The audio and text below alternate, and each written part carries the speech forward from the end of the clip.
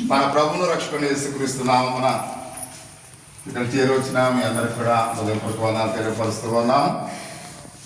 సహోదరులు శిఖమాన్ని అలాగే మా యొక్క సహోదరి శ్యామలను ప్రేమించిన ఈ యొక్క నూతన గృహాన్ని తండ్రి కుమార పరిశుద్ధాత్మత్రి యొక్క నామములో ఈరోజు మనందరి సమక్షంలో దేవుని యొక్క ముఖ్య అతిథిగా ఆయన మనకు ఈ గృహ నిర్మాణకుడుగా ఆయన మనకు ఎంతో తోడ్పడి ఉన్నందుకు ఎంతో సంతోషిస్తూ ఉన్నాము.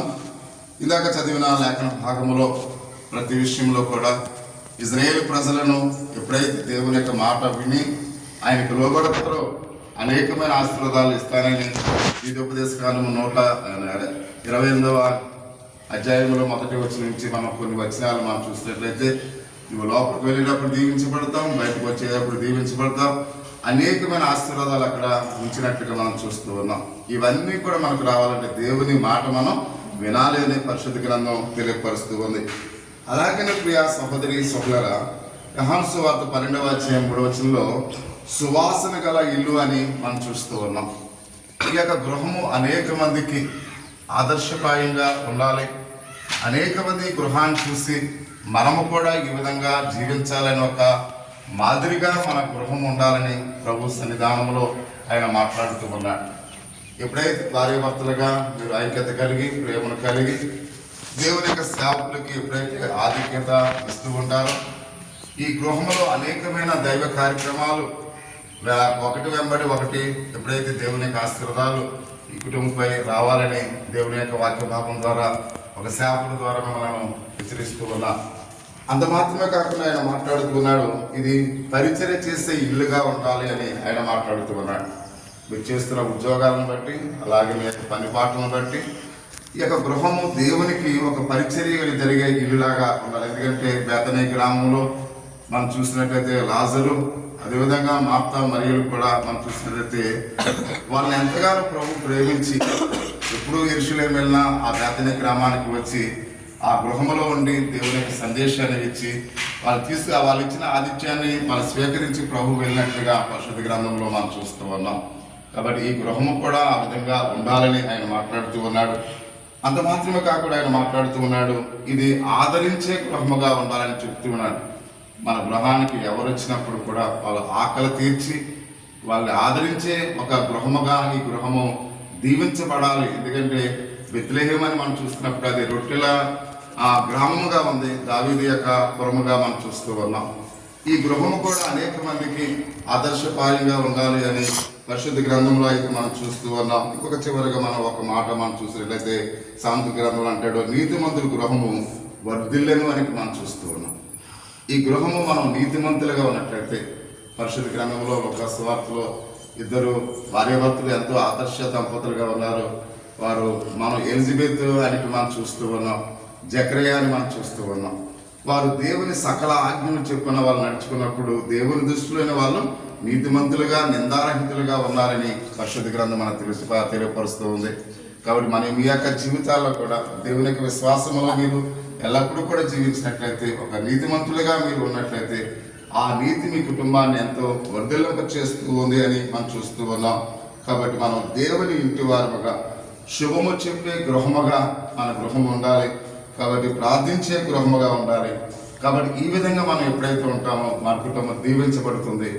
అందుకనే అంటాడు, మిమ్మల్ని తలగా ఉంచుతాను కానీ తోకగా ఉంచను. అనేక మందికి ఆశీర్వాదకరముగా దేవుడు మీ ఇరువురును ఇక్కడ చేరి వచ్చిన మనందరినీ కూడా దీవించును గాక. ఆమేన్. చిన్న ప్రార్థన చేసుకుందాం.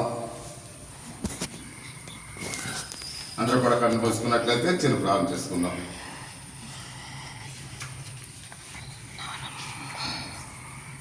అందరూ కూడా ఈ మాటలు చెప్పండి, తర్వాత ప్రార్థన.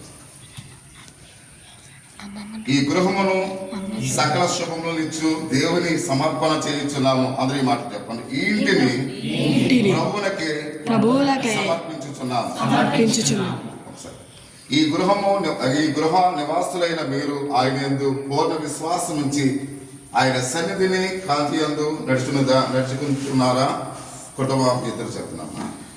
ఆయననే నమ్ముకుని ఆయనను హృదయపూర్వకముగా వెంబడింతుము.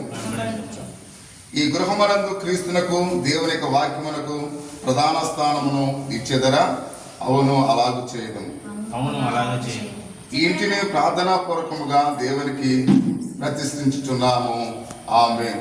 చిన్న ప్రార్థన చేసుకుందాం. అందరూ కూడా కళ్ళు మూసుకుని వారి ఇరువురి కొరకు వారు ఎంతో ఆశ కలిగిన వాళ్ళు ఏదైతే ఆశిస్తూ ఉన్నారో వారి జీవితంలో ఈ గొప్ప కార్యాన్ని చేయాలని, వచ్చే సంవత్సరం మనందరం కూడా ఈ గృహంలో ఎంతో ఆనందంగా ప్రవేశించాలని మీ మనసుల్లో వారి ఇరువురి గురించి వారిలో ఉన్న అపనమ్మకాలు తీసివేసి వారు దేవుని నిరీక్షణ కలిగి దేవుని యందు పరిపూర్ణమైన విశ్వాసంతో వారు ఎదురు చూడాలని ప్రతి ఒక్కరు కూడా ప్రార్థన చేద్దాం. మీ మనసులో ప్రతి ఒక్కరు కూడా వారి ఇరువురి గురించి మీ కుడి హస్తాలు వారిపై ఉంచి ప్రతి ఒక్కరు కూడా వారి గురించి ప్రార్థన చేయవలసిందిగా తెలియపరుస్తూ ఉన్నాం. మీ కుడి హస్తాలు ఉంచి ప్రతి ఒక్కరు కూడా వారి గురించి 1 నిమిషం ప్రార్థించవలసిందిగా తెలియపరుస్తూ ఉన్నాం.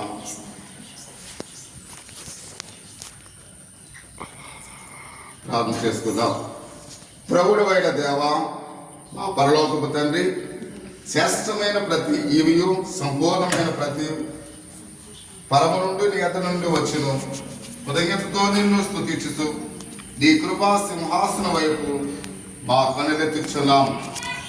ప్రతి ఉదయమందును మాకు నూతన ఆశీర్వాదమును అనుగ్రహించుతున్నావు. నీ కృప అంతము లేదు.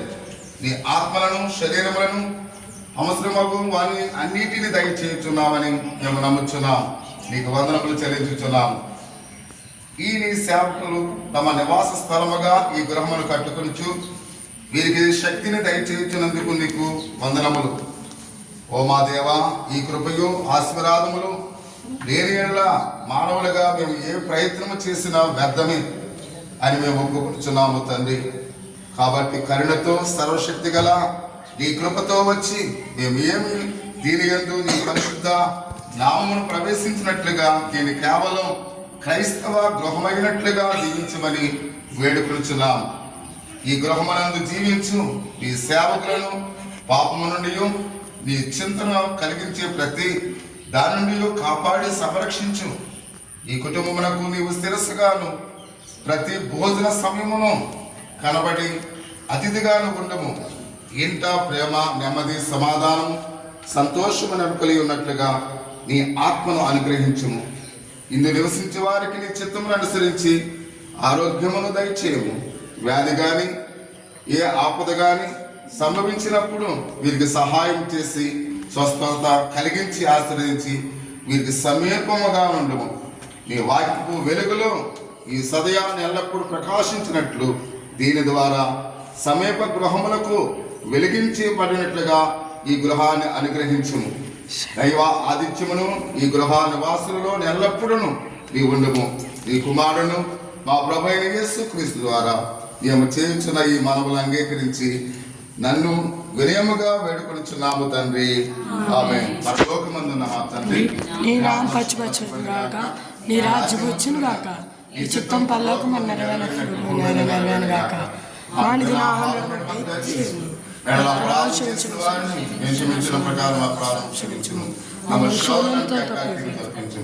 రాజ్యము, శక్తి, మహిమ నిరంతరము నీవేనవి. ఆమేన్. మన తండ్రి అయిన దేవుని యొక్క ప్రేమ, కుమారుడైన యేసుక్రీస్తు కృప, పరిశుద్ధాత్మ యొక్క అన్యోన్య సహవాసము ఇప్పుడు ఎల్లప్పుడు ప్రవచన పర్యంతరము ఈ నూతన గృహాన్ని మేము ఎంతగానో ప్రభువా నీయందు ప్రభు తండ్రి నీ వాక్యము ద్వారా తండ్రి కుమార పరిశుద్ధాత్మ త్రియేక నామములో నేను ప్రారంభించినాము కనుక మీకు రావాల్సిన దీవులన్నీ కూడా వచ్చును గాక. ఆమేన్.